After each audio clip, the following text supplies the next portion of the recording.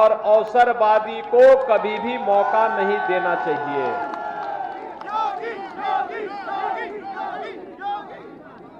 Corona कालखंड में उत्तर प्रदेश के अंदर प्रत्येक व्यक्ति को फ्री में टेस्ट, फ्री में उपचार, फ्री में वैक्सीन, सबको वैक्सीन। कितने लोगों ने वैक्सीन लगाया है? और इस सड़क की तरफ जो लोग खड़े हैं वैक्सीन नहीं ले क्या? ये वैक्सीन प्रधानमंत्री मोदी जी ने दिया है सबको, फ्री में वैक्सीन, सबको वैक्सीन। जो लोग वैक्सीन के खिलाफ दुष्प्रचार कर रहे थे वे लोग कोरोना फैला रहे थे, लोगों के जीवन के साथ खिलवाड़ कर रहे थे। आप में से 100% लोगों ने वैक्सीन ली है, इसलिए वैक्सीन लेने वाला हर वोट कमल के निशान पर। क्या सहमत हैं? जो लोग जीवन को संकट में डाल रहे थे, जब सत्ता से दूर हैं तब जीवन को संकट में डाल रहे हैं, और जब सत्ता में थे तो कोसी कला का दंगा करवाते थे ना। समाजवादी पार्टी के समय में सबसे पहला दंगा हुआ था कोसी कला का, और दंगों में हिंदू निर्दोष मारा भी गया, व्यापारियों के प्रतिष्ठान जलाए भी गए, और जब उन्होंने गुहार लगाई कि साहब न्याय करो तो झूठे मुकदमों में जेल भी बंद कर दिया। ये तो समाजवादी पार्टी की सदैव से रणनीति रही, कभी कोसी कला का दंगा, कभी मुजफ्फरनगर का दंगा, और निर्दोष लोगों को मरवाना, और फिर राम भक्तों की निर्मम हत्या भी करवाना। यही तो ये करते रहे जीवन भर। मुजफ्फरनगर हो या कोसी कला के निर्दोष लोगों की हत्या से इनके सीने, इनके टोपियां रंगी हुई है, इसलिए लाल दिखाई देती है। राम भक्तों के रक्त से सनी हुई इनकी टोपी, आज इनको शर्म भी नहीं आती, जनता जनार्दन के बीच में आकर के कहते हैं फिर कि हमें भी वोट दो। भाइयों बहनों, कोरोना में भी इन लोगों का यही नकारात्मक रवैया था। कोरोना में जब पूरे दुनिया के अंदर फैला, उत्तर प्रदेश के अंदर भी फैला, लेकिन मैं मुख्यमंत्री के रूप में इस जिम्मेदारी को मानता था। और भाइयों बहनों, हम लोगों ने गांव-गांव में जाकर के, मैं स्वयं जाता था, मथुरा में भी आया था, और मैंने हॉस्पिटल का भी निरीक्षण किया, पीड़ितों से भी मिला। वो पीड़ित परिवार मुझे बोला कि अरे योगी जी आप क्यों आ गए, ये तो बहुत तेज बीमारी फैल रही है। मैंने कहा देखिए, मुझे मुख्यमंत्री जनता जनार्दन के आशीर्वाद से पार्टी ने बनाया है, और अगर वह संकट में है तो मैं मुख्यमंत्री आवास पर चुपचाप नहीं बैठ सकता हूं, संकट में उसके साथ खड़ा रहूंगा।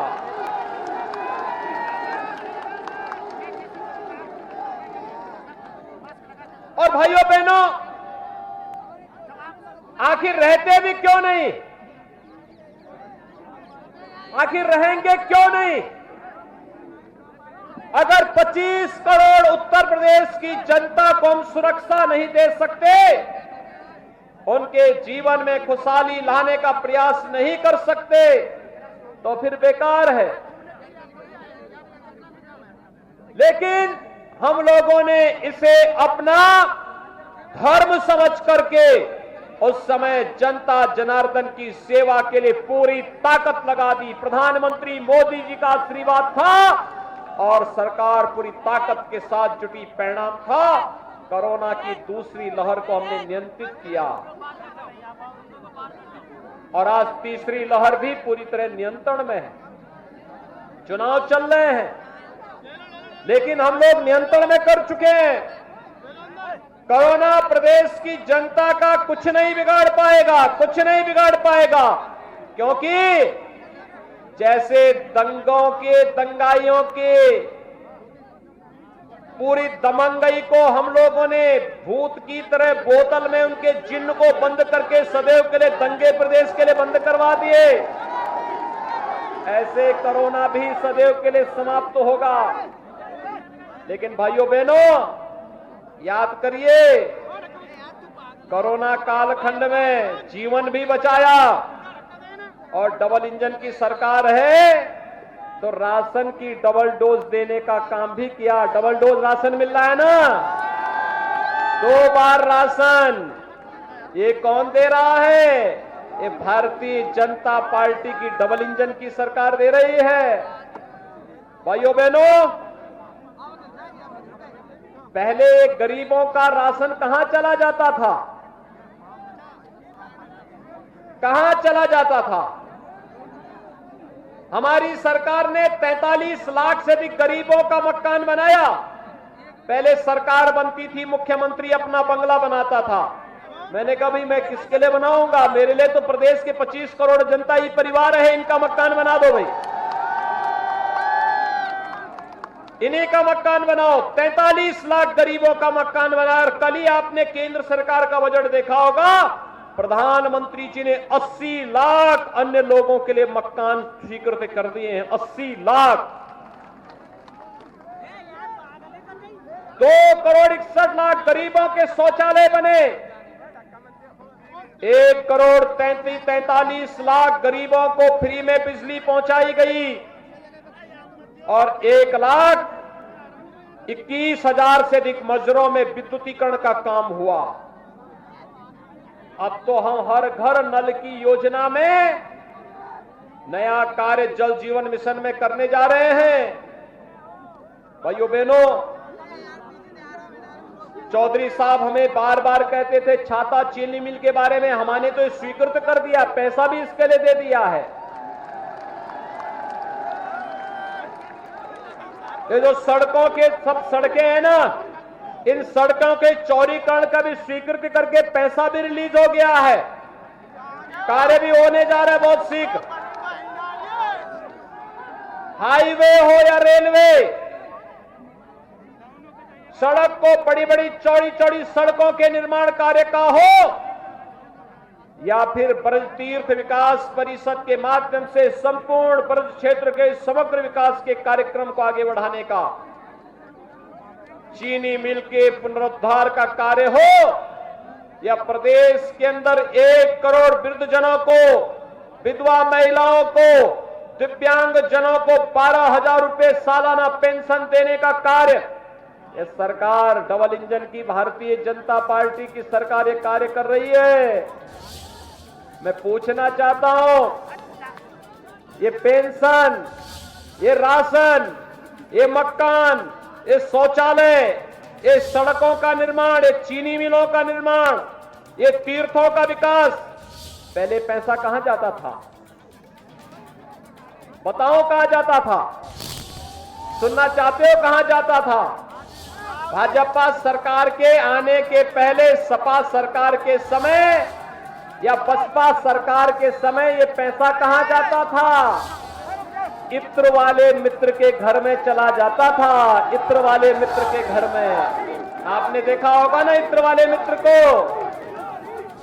इत्र वाले मित्र ने गरीबों का पैसा भी हड़प लिया था, सड़कों का पैसा भी, चीनी मिलों का पैसा भी, गरीबों का पेंशन का पैसा भी, और ये पैसा उन्होंने आरसीसी की मोटी मोटी दीवारें बना करके सब बंद करके रख दिया था।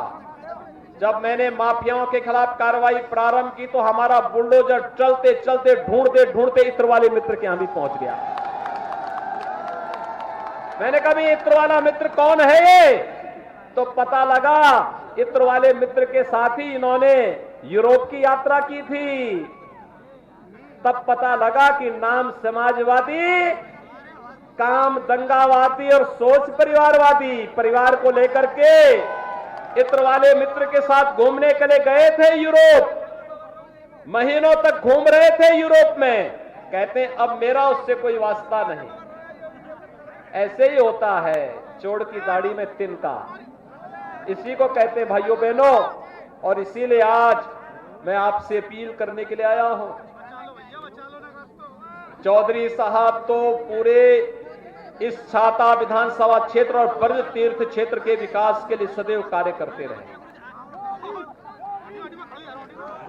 समय समय पे सरकार उन्हें प्रदेश के अंदर भेजती थी, बड़ा महत्वपूर्ण विभाग उनके पास था, तो प्रदेश के अंदर काम करते थे, पूरे प्रदेश के अंदर भी जाते थे। लेकिन जब कहीं से आते थे तो फिर ब्रज क्षेत्र के विकास और छाता विधानसभा क्षेत्र की ही चर्चा करते थे विकास के लिए। ये चीनी मिल, कोई सोचता था, पिछली सरकारें तो चीनी मिलें बेच रही थी, चौधरी साहब ने इस चीनी मिल को पुनरुद्धार के लिए पैसा भी स्वीकृत करवा दिया, सड़कों के चौड़ीकरण का पैसा स्वीकृत करवा दिया, एक डेयरी भी स्वीकृत करा दी। डेयरी, नई डेयरी, ये पशुपालकों के जीवन में नया सुधार लेके आएगा। लेकिन पिछली सरकारें क्या कर रही थी? पिछली वाली सरकारें तो कैसे कैसे कार्य करती थी, नौकरी निकलती थी तो ये नौकरी भी सेफई घराना हड़प लेता था, बाकी सब देखते रह जाते थे। किसी गरीब को नौकरी नहीं, किसी नौजवान को नौकरी नहीं, नौकरी के नाम पर चाचा भतीजा वसूली के लिए निकल पड़ते थे। भाइयों बहनों, नौकरी के नाम पर कैसे ये लोग ठगी करते थे। किसी भी नौजवान की भर्ती नहीं होती थी और भर्ती के नाम पर पैसे वसूली होते थे। कोर्ट रोक लगाता था, फिर भर्ती रुक जाती थी। आज तो हर नौजवान, हर गांव का कोई ना कोई नौजवान पुलिस में जरूर भर्ती हुआ है उत्तर प्रदेश के अंदर। 1.5 लाख पुलिस की भर्ती की है हम लोगों ने और 1.5 लाख शिक्षकों की भर्ती की है। अन्य विभागों को लेकर के देखेंगे 5 लाख से अधिक भर्ती हुई है उत्तर प्रदेश में, 5 लाख से अधिक सरकारी नौकरी में। और उद्योग, जो कानून व्यवस्था का, पेप्सिको का एक बड़ा कारखाना हमने लगाया है। आलू किसानों को 1 लाख मीट्रिक टन आलू अकेले वह कारखाना खपत करेगा और किसानों को अच्छा दाम देगा, अच्छा दाम देगा। ये सरकार की सोच है। पहले कारखाने नहीं लगते थे क्योंकि जब व्यक्ति सुरक्षित नहीं था तो पूंजी कहां से सुरक्षित रहने वाली थी। लेकिन भाइयों बहनों, आपने देखा होगा 5 साल में अब कोई दंगा हुआ है क्या? कोसी कला का दंगा करने का कोई दुस्साहस करेगा क्या? अब करेगा तो उसे मालूम है ना क्या हो जाएगा।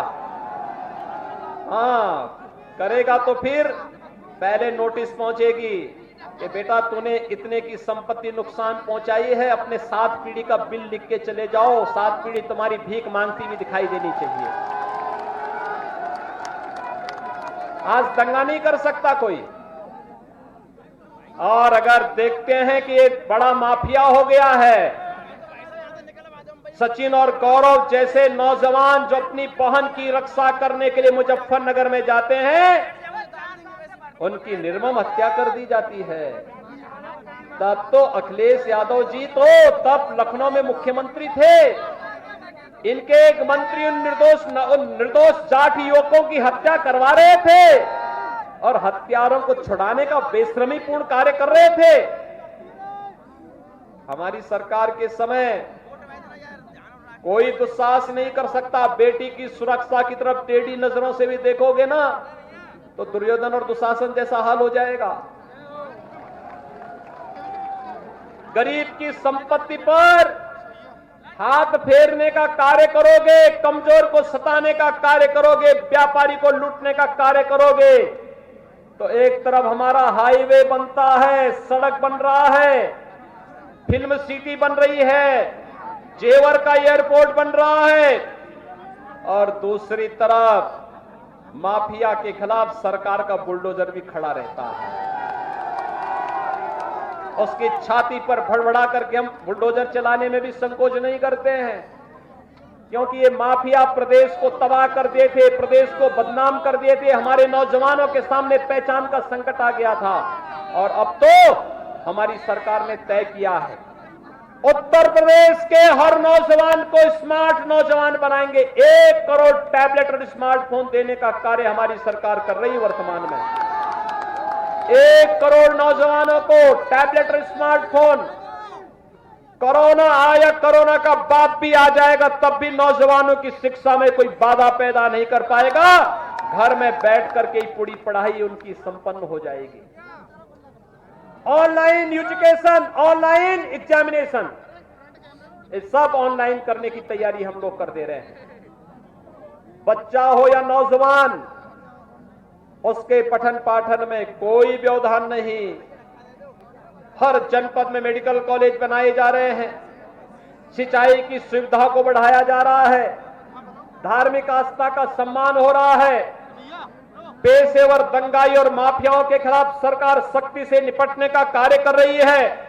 और भाइयों बहनों, मैं आज आप सबसे ये अपील करने के लिए आया हूं। देखिए, जैसे ही चुनाव प्रारंभ हुए और चुनाव के दौरान जैसे ही विभिन्न दलों को लगा कि अब सरकार सीधे कार्रवाई नहीं करेगी क्योंकि चुनाव आयोग बीच में है, तो उसने फिर से मेवाती गुंडों को बुला करके अपना कार्य प्रारंभ कर दिया है। यहां रामवीर सिंह की जो हत्या हुई थी ना, हमारे चौधरी साहब के जो प्रस्तावक थे प्रधान जी, उनकी प्रधान के हत्यारे कहां से आए थे? मेवात से आए थे, मेवात से। ये मेवाती फिर से आकर के यहां उपद्रव कर रहे हैं। उनको नहीं मालूम कि 10 मार्च के बाद फिर इनका उपचार होगा, इनकी सारी गर्मी शांत करवा दी जाएगी। 10 मार्च के बाद इनकी पूरी गर्मी शांत होने वाली है। ये जो दिखा रहे हैं ना अभी, ये गर्मी तात्कालिक है। कहते हैं ना, जब किसी चींटी पे पंख लगने लगते हैं तो समझ लो कि इसकी मौत का समय आ गया। फड़फड़ा रहे हैं ऐसे ही, हत्या करके निर्दोष लोगों की हत्या करके। लेकिन स्वर्गीय रामवीर सिंह को मैं अपनी श्रद्धांजलि देता हूं। और भाइयों बहनों, आप सबसे मैं इस बारे में कहता हूं, हत्यारा कोई भी होगा बख्शा नहीं जाएगा। बहुत सख्त सजा उसको देंगे, सख्त सजा मिलेगी। हमारे यहां तो किसी को हम छेड़ते नहीं, लेकिन अगर कोई किसी निर्दोष को छेड़ेगा तो फिर उसको छोड़ते भी नहीं है। और भाइयों बहनों, इसीलिए आज मैं आपके बीच आया हूं। चौधरी साहब ने पूरी तन्मयता के साथ छाता विधानसभा क्षेत्र की, मथुरा जनपद की, ब्रज क्षेत्र की और पूरे प्रदेश की सेवा की। और भाइयों बहनों, पूरी मेहनत से किया है कार्य। लगातार जहां मैं भेजता था, जैसे प्रदेश में किसानों की उपज नहीं खरीदी जाती थी, तो मैंने चौधरी साहब के ही नेतृत्व में एक टीम भेजी थी देश के अलग अलग राज्यों में। और मैंने कहा, चौधरी साहब आप देख करके आइए कैसे होता है उपज खरीद का काम। और ये लोग आए थे, इन्होंने सरकार के सामने फिर प्रेजेंटेशन प्रस्तुत किया और परिणाम था आज किसान को उसकी उपज का दाम सरकार दे रही है। चीनी मिलों का पुनरुद्धार का कार्य कर रही है, नौजवानों के लिए रोजगार की सुविधा लेकर के आ रही है, बेटियों की सुरक्षा की पुख्ता व्यवस्था कर रही है, नई नई डेयरियां स्थापित हो रही हैं, रोजगार सृजन के कार्यक्रम हो रहे हैं, वृद्धजनों को, निराश्रित वृद्धजनों को पेंशन की सुविधा, विधवा महिलाओं को पेंशन की सुविधा, दिव्यांग जनों को पेंशन की सुविधा और अपने प्रदेश के युवाओं के लिए नौकरी के साथ साथ उसे टैबलेट और स्मार्टफोन देने की कार्रवाई भी सरकार कर रही है। इसलिए कर रही है क्योंकि अब उत्तर प्रदेश को हम उस स्थिति में लेके आ गए हैं जहां उत्तर प्रदेश की अर्थव्यवस्था को देश की नंबर 1 की अर्थव्यवस्था के रूप में स्थापित करना है। नंबर 1 की अर्थव्यवस्था। आज मुझे तो बहुत अच्छा लगा, आज इस कार्यक्रम की अध्यक्षता हमारे यहां पर कर रहे हैं ठाकुर चंदन सिंह जी, पूर्व विधायक रहे 2 बार के। आज मैंने उनको यहां पे देखा है। ठाकुर चंदन सिंह जी 1974 में मेरे गुरुजी के साथ भी विधायक थे और वह स्वयं आज यहां आशीर्वाद देने के लिए आए हैं। चौधरी साहब के साथ उनको पूरा सहयोग देने के लिए आए हैं। मैं उनका अभिनंदन करता हूं। इन लोगों ने बहुत संघर्ष किया और आज इस संघर्ष से तपी तपाई उत्तर प्रदेश की भूमि उत्तर प्रदेश के प्रत्येक नागरिक के जीवन में खुशहाली लाना चाहती है। हर बहन को, हर बेटी को सुरक्षा देना चाहती है, उनके जीवन में खुशहाली लाना चाहती है, हर नौजवान को रोजगार के साथ जोड़ना चाहती है और हर किसान के जीवन में नई खुशहाली ला करके उसको बेहतर तरीके से आगे बढ़ने के लिए आगे कार्य कर रही है। और इसलिए भाइयों बहनों, आज मैं आपसे अपील करने के लिए आया हूं। चौधरी लक्ष्मी नारायण जी के लिए आपने कहा है अब की बार 1 लाख, तो 1 लाख से अधिक वोटों से चौधरी साहब को जिताएंगे। चारों ओर से बोलिए, क्योंकि ये वोट यहां से जो जाएगा लखनऊ में मेरे पास ही पहुंचेगा। सहमत है ना? तो सभी लोग सड़क में भी जो लोग हैं हाथ खड़ा करिए, थोड़ा बता करके मुझे बताइए। सभी लोग सहमत हैं? चौधरी साहब को भारी बहुमत से जिताएंगे। दोनों हाथ उठा करके मेरे साथ बोलेंगे, भारत माता की, भारत माता की, भारत माता की।